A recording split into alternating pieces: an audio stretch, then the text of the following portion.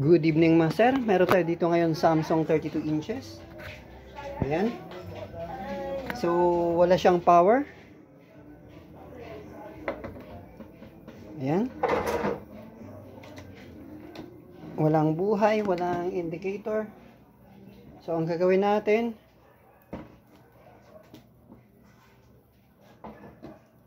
i-troubleshoot natin siya. Ayan. Wala siyang power.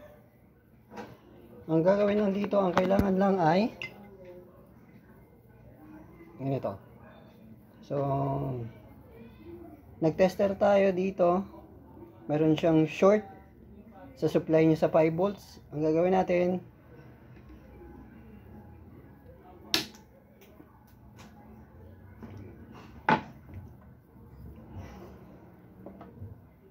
yan.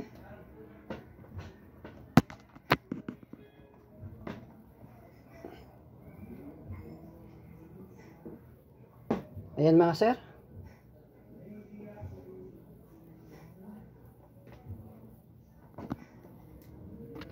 Pwede na.